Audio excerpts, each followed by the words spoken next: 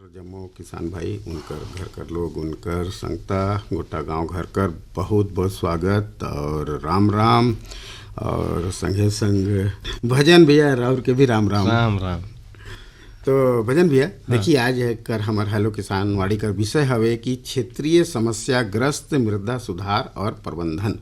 मतलब कि माटी कर जो समस्या है ना ओकर कैसे सुधार करल जाए और प्रबंधन कैसे करल जाए। हमारे विशेषज्ञ महोदय हैं आज कर डॉक्टर A.K. पालीवाल, मृदा विज्ञान राजमोहिनी देवी कृषि महाविद्यालय और अनुसंधान केंद्र अजीरमा अंबिकापुर में पदस्थ हैं। बहुत बहुत स्वागत रौरे के। और देखिए आज हेलो किसान वाड़ी कर जो विषय लगल को रौरे बता दे हैं हाँ तो ओकरे से संबंधित लगी भाई फोन जब तक नहीं आते तब तक रखी सा। डॉक्टर साहब सबसे पहले तो ये जानना चाहब कि हमारे क्षेत्र में जो ये माटी में का समस्या देखे में आयल। इस क्षेत्र की जो समस्याग्रस्त मृदा है, मिट्टी है, उसमें कुछ सामान्य समस्याएं हैं, जैसे अम्लीय मिट्टी, दूसरी मृदा क्षरण और तीसरा है पोषक तत्वों की कमी। यहाँ की समस्या है ना। किसानों को इन समस्याओं को दूर करने के लिए विभिन्न तकनीकी का उपयोग करना चाहिए, जैसे कि भूमि सुधार, उपयुक्त उर्वरकों का उपयोग, फसल के अनुसार कौन सा दें, मिट्टी के अनुसार कौन सा फर्टिलाइजर डालें। तीसरा है फसल का चयन कैसे करें, इस मिट्टी की समस्या अगर मृदा है तो उसमें कौन सी फसल लगाएं। और फिर पानी का प्रबंध कैसे करें, हल्की मिट्टी है कि भारी मिट्टी है, और मिट्टी का संरक्षण कैसे करें, जो कटाव होता है उनको आदि को रोकना। सरगुजा संभाग में जो है अम्लीय मिट्टी है, क्षारीय मिट्टी दूसरे प्रदेशों में पाई जाती है, अपने क्षेत्र में क्षारीय नहीं है, अम्लीय मिट्टी की समस्या है। अच्छा। अम्लीय मिट्टी का मतलब होता है जो पीएच मान है, पीएच स्केल 7 से अगर कम हो जाता है तो मिट्टी का स्वभाव अम्लीय हो जाता है। अच्छा। और अम्लीय भी एक समस्या है। क्या होता है जब हम खेती करते हैं उस मृदा का स्वभाव न्यूट्रल होना चाहिए, उदासीन होना चाहिए, तभी वो पोषक तत्वों की ले पाती है। अच्छा। जैसे इंसान अगर स्वस्थ रहे तभी वो खाना खा पाएगा, बीमार तो नहीं ले पाएगा। तो अम्लीय है, उसका स्वभाव अम्लीय हो गया तो मतलब बीमार मिट्टी हो गई। तो पोषक तत्वों की उपलब्धता मिट्टी के अंदर फर्टिलाइजर से डालें या जमीन में प्रकृति प्रदत्त हो, वो पौधे ले नहीं पाते। जब ले नहीं पाएंगे तो उनकी ग्रोथ अच्छे से नहीं होगी, वृद्धि अच्छे से नहीं होगी, विकास अच्छे से नहीं होगा। अल्टीमेटली अंततः क्या होगा, उपज भी उनसे कम प्राप्त होगी। तो पीएच मान को दुरुस्त करने के लिए, उदासीन करने के लिए, ताकि पोषक तत्व भरपूर मात्रा में फसल ले सके, एक उपाय हम लोगों ने अनुसंधान में किया है कि चूने का प्रयोग करें। अच्छा। हमारी जो अनुसंधान है मैंने भी उसके ऊपर काम किया है। कई ठो डोज रखे तो उसमें 1 टन 2 टन 1.5 टन कई रखे, उसमें मेरे को 1.5 टन वाला डोज मेरी खुद की रिकमेंडेशन है। मटर के ऊपर मैं काम किया था।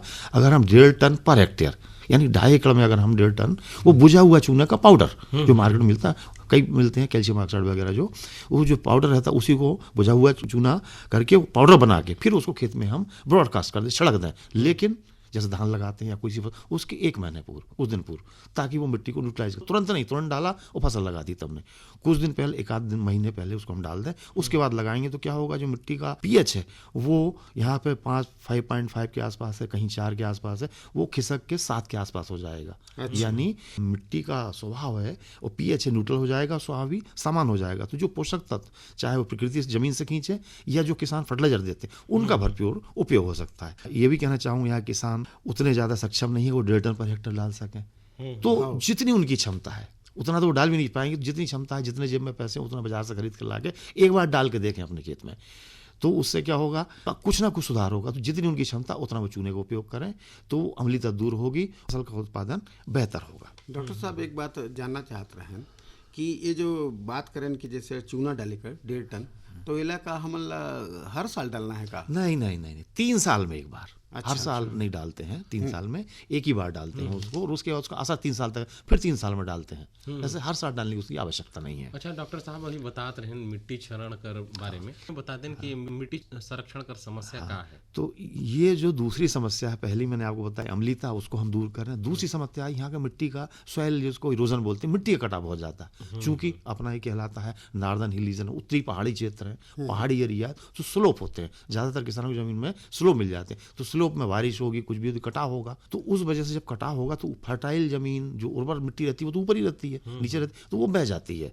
पहाड़ी क्षेत्रों में क्या होता है, मौसम में मिट्टी के कटाव की समस्या यहाँ की आम बात है, जिससे जो उपजाऊ मिट्टी है उसकी क्षमता कम हो जाती है। और इस मिट्टी के कटाव को, मृदा क्षरण को रोकने के लिए किसानों को क्या करना चाहिए, अपनी जो खेती की पद्धतियां उसमें कृषि वानिकी को सम्मिलित करें, अपनाएं। यानी खेती तो करते जाएं, जैसे मेड़ है या आसपास एरिया उसमें पेड़ लगाएं, प्लांटेशन करें। अच्छा। तो उनकी जड़ मिट्टी को बांध के रखती हैं। है ना। इसके अलावा खेत में कवर क्रॉप्स लगाएं। कवर क्रॉप्स का मतलब ये होता है कि जो चौड़े पत्ते वाली फसल रहती है उनको लगाएं। उससे क्या पानी की जो तेज बौछार आती है पत्ते झेल लेती हैं। जैसे मक्का है, मक्का भी कवर क्रॉप में आता है। हवा से भी कटाव होता है मिट्टी का। जब तेज हवा चलेगी तो मक्का का पौधा हवा को रोकता है। कई एकड़ में लंबे में लगाए तो हवा को रोकता है। उससे मिट्टी का कटाव पानी से भी होता है, हवा से भी होता है। मूली, ये वाली फसलें हैं, लोबिया है, घास लगाएं, बकवीट मेन पार्ट में बहुत लगाते हैं। ये आदि अगर उस पर फसलें वो लगाएंगे तो वो जड़ को पकड़ के रखेगी। और दूसरी बात क्या होगी, जो पानी पड़ता है डायरेक्ट मिट्टी के ऊपर, जैसे हम जोर से कोई भी चीज़ मारेंगे तो वो छिटकेगी, लेकिन पानी जब पत्ती के ऊपर से धीरे से नीचे गिरेगा, आसमान का पानी पत्ती पाएगा और प्रेशर कम हो जाएगा तो उससे मिट्टी का कटाव कम होता है। इसके अलावा एक और सावधानी बात है, उनका जो ढालू वाला एरिया है उसको ढलान में न जोते, क्रॉस करके अक्रॉस दी स्लोप, आड़ा जोते, विपरीत दिशा में खड़ा ऐसा है तो आड़ा जुताई करेंगे, वो भी गहरी जुताई करें तो उससे क्या होगा, गहरी जुताई करने से भी मिट्टी की जो कॉम्पैक्टनेस रहती है वो भी कम हो जाती है और पानी नीचे दर नीचे जाएगा और कई लंबे समय तक उसमें मॉइस्चर भी बना रहता है। तो ये अगर वो सावधानी बरतेंगे तो बेशक उनके मिट्टी के क्षरण की समस्या, मिट्टी के कटाव की समस्या कम हो जाएगी। धर्म भैया, देखिए बड़ा सुघर जानकारी ला देहत है। हाँ, बाकी मैं कहता कुछ संदेश है हम ला सुन लेते हैं। अच्छा लगे दो। प्रधानमंत्री किसान मान धन योजना, मिलेगा पेंशन का सहारा, कृषक ना होगा बेसहारा, जुड़ेगा खुशियों से नाता, कटेगा सुख से बुढ़ापा, सुरक्षित होगा अन्नदाता, सुरक्षित होगा अन्नदाता।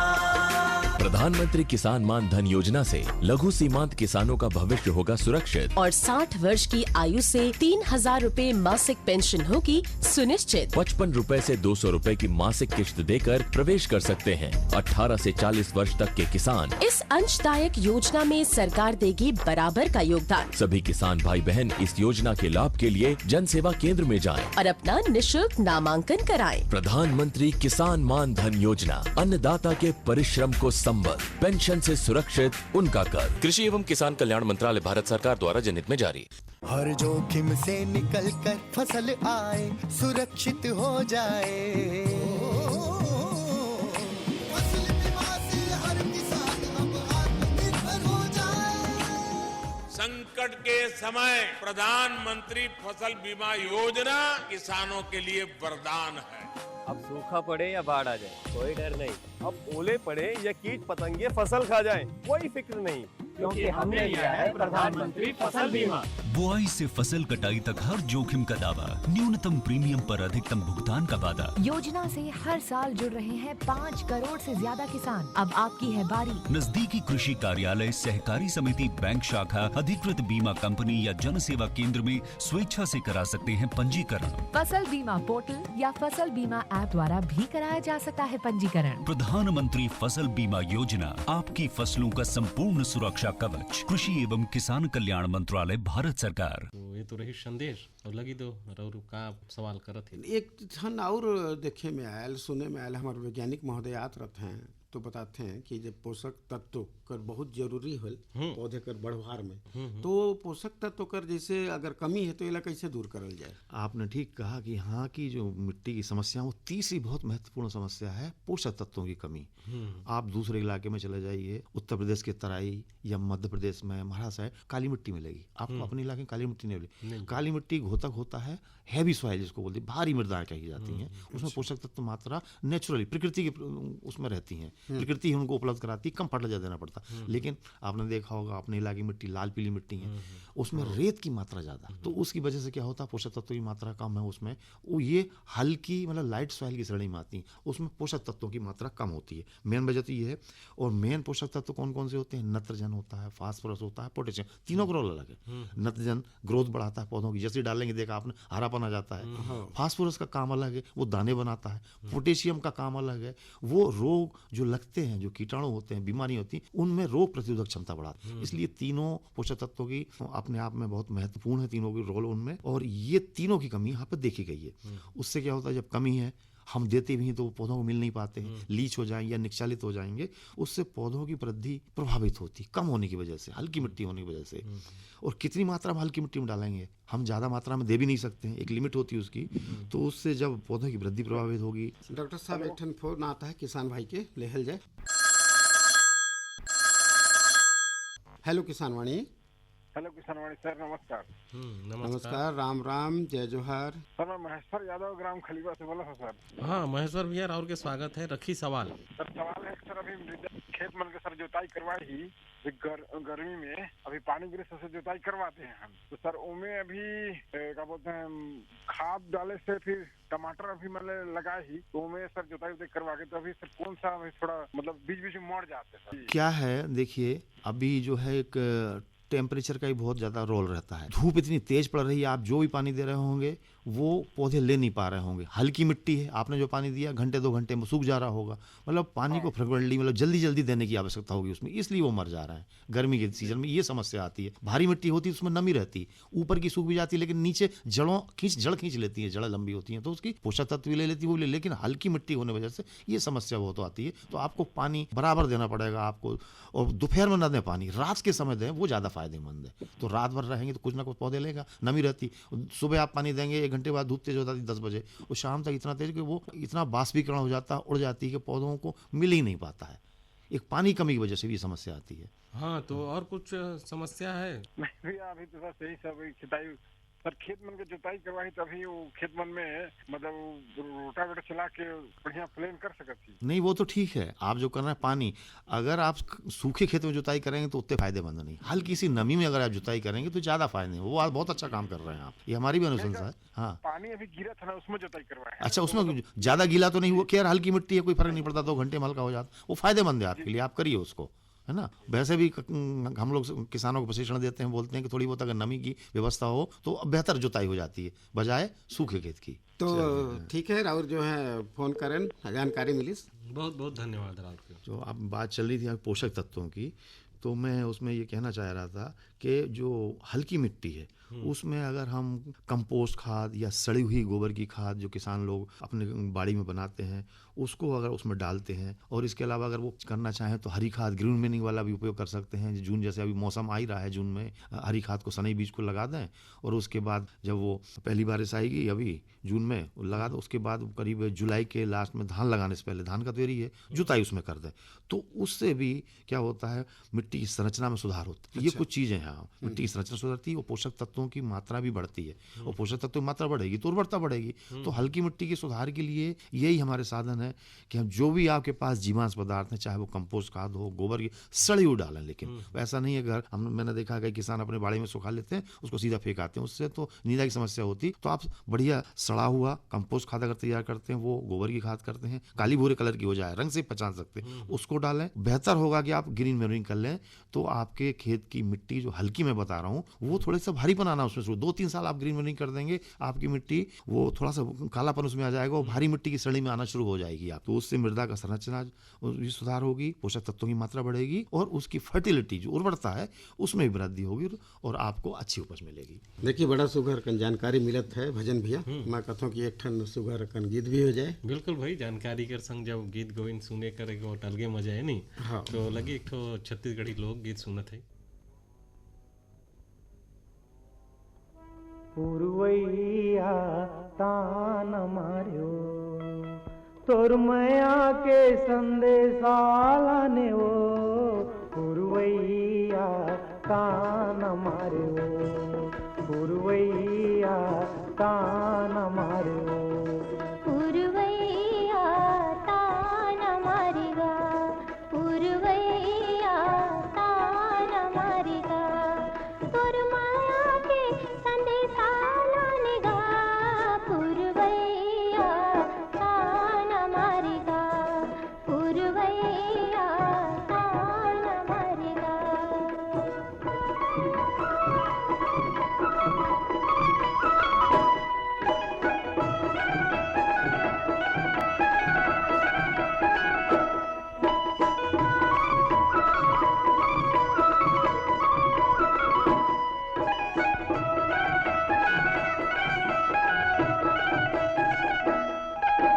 आएले धूका गिरेला पानी हो,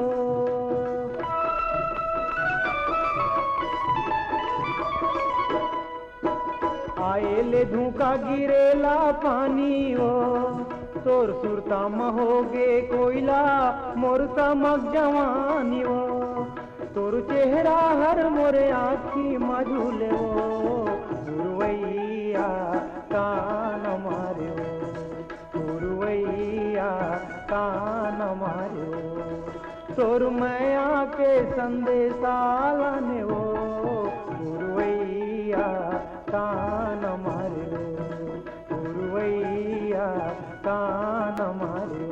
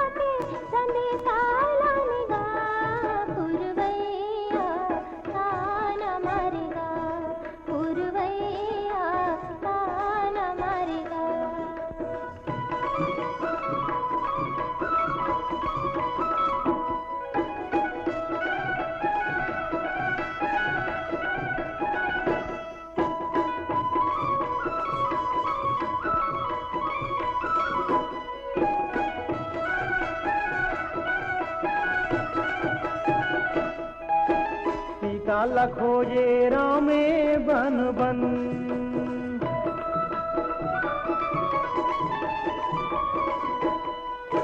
सीता खोजे रामे बन बन मैं तो हारियों तो खोजत भेटो कहाँ लन तुर बोली कोयली सही न लागे वो पुरवैया कान मारे पुरवैया कान मारे तोर मैया के संदेशा लाने वो पुरवैया कान मारे पुरवैया कान मारे।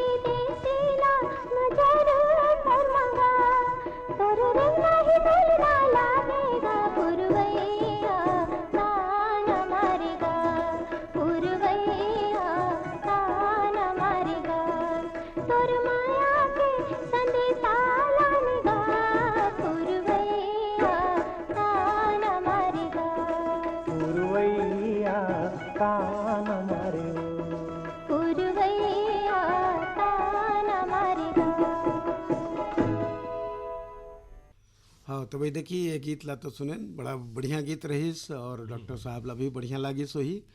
बाकी अब एक सवाल आऊ है जिज्ञासा मोर मन में, किसान भाई भी जो है सवाल करत रहें कि गर्मी में जोताई करीन है तो ग्रीष्मकालीन गहरी जोताई कर रौरे मन हमेशा देती सलाह, एकर से का फायदा हो सकेल? गर्मी में जो जुताई होती है उसके करने के बहुत सारे फ़ायदे हैं, अभी आपको मैं ये बारी बारी से बताऊंगा। सबसे पहला फ़ायदा तो ये है, गर्मी जो हम जुताई करते हैं तो जो खेत फट जाते हैं उनकी दरारों में जो कीड़े और जो रोग होते हैं उनके अंडे जो पड़े रहते हैं, लार्वा जो रहते हैं, वो ज़मीन में छुपे होते हैं दरारों में। तो वो जब जुताई करते हैं वो बाहर निकल आते हैं, तो तेज़ धूप से वो मर जाते हैं। दूसरी चीज़, गहरे जुताई से जो बीड्स होते हैं, खरपतवार, वो भी मर जाते हैं। अगर नहीं मरेंगे तो क्या अगली फसल में फिर वो निकल आते हैं। उनके बीज, खरपतवार बीज इतने हार्ड होते हैं कि वो अगली फसल में निकलते रहते हैं, आप कितनी जुताई कर लो, लेकिन उनका मारना बहुत जरूरी होता है। तो गहरी जुताई करने से वो भी नष्ट हो जाते हैं, तो अगली फसल का जो नुकसान होता है उससे भी हम बच जाते हैं। और इसके अलावा गहरी जुताई में क्या होता है, हम ज़्यादा जुताई कर देंगे। जनरली किसान क्या करते हैं, 6 से 7 इंच की जुताई करते हैं। उनको इतना ना करके 9 से 10 इंच करना चाहिए। उससे क्या मिट्टी में जो हवा है और पानी, उसका आवागमन बेहतर हो जाता है और उससे मिट्टी की उपजाऊ क्षमता भी बढ़ जाती है। और जो बारिश का पानी रहता है गहरी जुताई से नीचे तक बैठ जाता है उसमें, और नीचे तक बैठने से मिट्टी अच्छे से उसको सोख लेगी और लंबे समय तक उसमें नमी बनी रहेगी। तो हम ये कह सकते हैं कि एक वाटर कंजर्वेशन, सॉइल संरक्षण भी उससे होता है गहरी जुताई से। और गर्मी जुताई, जो भूमि का जो कटाव होता है बारिश में, गर्मी की जुताई करने से वो भी कम हो जाता है। उसका कारण मैं आपको बता देता हूँ। जुताई नहीं करेंगे तो बड़े बड़े ढेले रहेंगे, तो ढेलों का कटाव ज़्यादा होता है। मिट्टी जब जुताई कर देंगे हम उसकी, तो वो बारीक उसमें बढ़ जाती है, तो वो उतनी ज़्यादा नुकसानदेह नहीं हो पाती। वो नीचे भुरभुरी हो जाती है, तो वो बैठ जाती है वहीं पर। वो नहीं तो वो कड़ी रहेगी तो ऊपर कट कट के कहीं से इस एरिया से कटेगी, कहीं उस एरिया से कटेगी, तो उसको हम कह सकते हैं सॉइल का कंजर्वेशन होता है, मिट्टी का संरक्षण होता है गहरी जुताई से। अच्छा, तो देखिए गहरी जुताई कर बड़ा सुगर बात करें भजन भैया, हाँ, कि अजय डॉक्टर साहब कहते हैं कि जैसे माटी का जो है पीएच मान 7 से जो है 7 होना चाहिए, हमारे यहाँ कम हवे। तो हमारे जो किसान भाई कैसे जानी कि उनकर जो है पीएच मान कितना हवे, का है, ओकर बर का करें? उसके लिए वो अपने खेत का नमूना ले आएँ और प्रयोगशाला में दे दें, चाहे हमारे कॉलेज में दे दें, या फिर आपके यहाँ पे जो कलेक्ट्रेट में यहाँ पर सॉइल टेस्टिंग लैब है, या वहाँ पे ग्राम सेवक को दे दें। तो वो मिट्टी का परीक्षण करने के बाद ही हमको पता चलेगा, कि वो ज़्यादा टाइम नहीं लगता, उसमें 2 मिनट में हो जाता है कि उसका पीएच का टेस्टिंग। और एक किट भी आती है, हमारे बच्चे लोग जाते हैं, राबी का प्रोग्राम करते हैं, वहाँ किट में देख के वहीं के वहीं करके बता देते हैं आपका पीएच मान, कलर से पता चल जाता है। मिट्टी लिए टेस्ट ट्यूब में डाला, कलर से बता देते हैं, कलर आया इतना पीएच मान है। नहीं तो पीएच मीटर से उसकी की जाती है, हमारी प्रयोगशाला में है, उसमें टेस्ट करेंगे मिट्टी का तो बता देगा इतना पीएच है। टेस्ट करने के उपरांत ही हम जान पाते हैं। डॉक्टर साहब, ये तो पीएच मानकर बात हुई, समन सुनती जैसे कि भाई मृदा स्वास्थ्य पत्रक, ये का हुआ? ये भी हमारे प्रधानमंत्री साहब ने शुरू की थी योजना। वो किसानों के फायदे के लिए थी कि वो अपने जमीन की मिट्टी का परीक्षण वो कराएं। जैसे सबकी इंसानों की जन्म कुंडली होती है, आधार कार्ड होता है, वैसे ही उसका ही वो आधार कार्ड जैसी बनवा लो भाई, तो आपको पता चल जाएगा आपकी जमीन बीमार हुआ है कि अच्छी है। वहां से नमूना लाने के बाद आप जमा कर देंगे, एसडीओ है, कृषि विभाग, जिस ब्लॉक में भी वहाँ के एसडीओ साहब के यहाँ जमा कर देंगे, तो वो महीने 1.5 महीने में जांच करके आपको हेल्थ कार्ड दे देंगे। उसमें सारी जानकारी लिख रहेगी। आपने जैसे पूछा पीएच कितना है, नाइट्रोजन कितना है, स्पर कितना, पोटास कितना, अब उसमें ये जानकारी भी लिखी रहेगी कि आपकी ये मिट्टी या ये खेत इस फसल के लिए उपयुक्त है, कि उसमें आप मटर लगाएं, कि आप उसमें चना लगाएं, कि आप गेहूं लगाएं। आप अपनी मर्जी से कुछ भी सब्जी लगा लेते हैं, गेहूं पता लगा कि वो आप चना लगा रहे हैं लेकिन चना लायक है ही नहीं है, वो नहीं है वो जमीन। तो ये सारी चीज उसमें कि ये फसल और इस सीजन में लगाएं, ये सारी आपकी जानकारी उस स्वास्थ्य पत्रक में लिखी रहेगी। तो वो बहुत किसानों के लिए फायदेमंद है, और ये हमारे भारत सरकार की योजना है। जिन किसानों को यहाँ हो गया अच्छी बात है, और जिनका नहीं हो पाया है वो भी उसको शुरू करवा लें, तो कोई दिक्कत नहीं होगी। ग्राम सेवक को पकड़ लें, वो ले जाके सैंपल अपने ले लेंगे। उन गांव-गांव कलेक्शन हो रहा है सैंपल का। अगर जिन किसानों को छूट गया है, जिस गांव में छूट गए किसान, तो वो भी अपना योजना का लाभ लें और नमूना देके स्वास्थ्य पत्रक प्राप्त कर लें। तो उस हिसाब से वो अपने हिसाब से खेती कर लेंगे, तो फायदे में रहेंगे। बिल्कुल। तो हर किसान ला जो है अपन मिट्टी का परीक्षण कराना चाहिए, और परीक्षण के साथ साथ देखिए भाई जो कार्ड बनी से है वो कार्ड ला बनवाना चाहिए। जैसे भाई हम सब अपन बनाए हैं ना भाई, आधार कार्ड बनाए हैं ना, अपन भाई परिचय पत्र बनाए हैं। काफी भजन भैया कि कभो कभो कहते ना कि मोर यहाँ आसो तो काबर नहीं हो पाई, ये सब समस्या जो है खत्म हो जाए, उनके जानकारी हो जाए कि कौन सा फसल हमारे यहाँ बढ़िया हुई। हाँ, मैं तो यही कहूँ हमारे किसान भैया बहनी मनला कि भाई अभी समय में देखिए आधुनिक खेती कर समय है। हाँ, अब आधुनिक खेती तबे हुई जब भाई वैज्ञानिक मनक जो दिशा निर्देश है ओला लेके खेती पाती ला करें। बिल्कुल। तो देखिए अब मंडी भाव मौसम कर बताए कर बेरा हुए चली से। तो आज हमारा अंबिकापुर में मंडी भाव में गेहूँ रहीस 2301 रुपया प्रति क्विंटल, मकई रहीस 2229 रुपया प्रति क्विंटल, रागी रहीस 4300 रुपया प्रति क्विंटल, गन्ना रहीस 320 रुपया प्रति क्विंटल और धान 2320 रुपया प्रति क्विंटल। मौसम कर जानकारी कर वेट करी तो आज न्यूनतम जो तापमान रही 22 डिग्री सेल्सियस और अधिकतम रही 39 डिग्री सेल्सियस। और कायल कर जो अनुमानित जो संभावना है न्यूनतम 24 डिग्री सेल्सियस और अधिकतम जो है 38 डिग्री सेल्सियस रहे कर। बाकी ये तो रही मौसम कर जानकारी। अब देखत हन कि भाई हेलो किसान वाणी ले बीता लेकर बेरा होत है। बाकी देखिए हमारे जगह एक सुगर विशेषज्ञ महोदय बैठिन है, तो जाते जवाती कुछ संदेश रूप में बताएं कि भाई कैसे आज आने वाला जो समय है उनमें हमारे किसान भाई खेती की तैयारी करें और योजना बनाएं और फसल उत्पादन करें। अब समय गर्मी का समय चल रहा है, गर्मी का जुताई का। मैं तो किसानों से यही कहना चाहूँगा कि आप अच्छी जुताई करिए, इससे आपको फायदा ही होगा। और जैसा बताया वैसे थोड़ा गहरी जुताई करिए। अक्सर मैं देखा 6-7 इंची करते हैं, गहरी जुताई करेंगे तो उसमें बहुत सारे, उसमें नमी भी पर्याप्त बनी रहेगी और जो सड़ा हुआ जीवांश पदार्थ उसको डाल के करें। और जो एक बात तो मैंने थोड़ी देर पहले थी कि बहुत ही कम किसान करते हैं ग्रीन मैन्योरिंग, हरी खाद जिसको बोलते हैं, सनई की खाद, सनई लगा दें, बीज डाल दें उसमें। 15 जून के आसपास बारिश होगी, मेरा यही उनको संदेश है। पहली बारिश हुई आप बीज डाल दीजिए 15 जून के आसपास। धान लगाएंगे आप जुलाई के लास्ट में, तो करीब 15 दिन इधर और 1 महीने उधर, 45 दिन। तो धान लगाने 1 सप्ताह पहले सन की फसल जितनी भी बड़ी हो गई हो घुटनों के बराबर, उसको आप जुताई कर दें और 4-5 दिन छोड़ने के बाद धान लगाएं, तो उसमें सड़ जाएगी। तो उससे आपकी फिजिकल कंडीशन, जो फिजिकल भौतिक गुण है मिट्टी के, वो सुधर जाएंगे, पोषक तत्वों की मात्रा बढ़ जाएगी और आपकी मिट्टी काफ़ी अच्छी हो जाएगी मिट्टी। और उसमें जो धान लगाएंगे, धान की उपज भी आप देखिए कितनी बढ़िया धान की उपज होगी, ग्रोथ अच्छी होगी, उसकी वृद्धि अच्छी होगी और आपको उसको उपज भी अच्छी मिलेगी आपको। तो खेत के सुधार की तरफ भी आप ध्यान दें। हम लोग अक्सर किसानों को ये बोलते हैं ठीक है आप हर साल खेती करते जा रहे हैं, उपज लेते जा रहे हैं, लेकिन उसके तरफ आप ध्यान नहीं दे रहे हैं। जैसे हम गाय से दूध बना लेते हैं, लेकिन उसके लिए हम बोलते हैं नहीं ये लाओ, वो खिलाओ, खली खिलाओ। तो भाई खेत को भी खली खिलाओ थोड़ी, तब वो उपज देगा। नहीं तो अगली आने वाली पीढ़ी कहेगी हमारा खेत तो एकदम बीमार हो गया।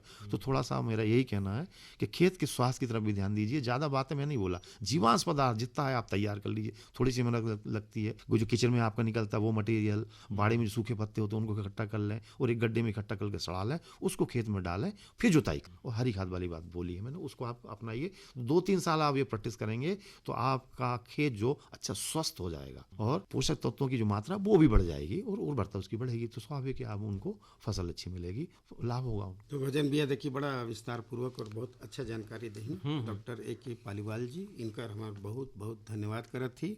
और हमार आज कर हेलो किसान वाणी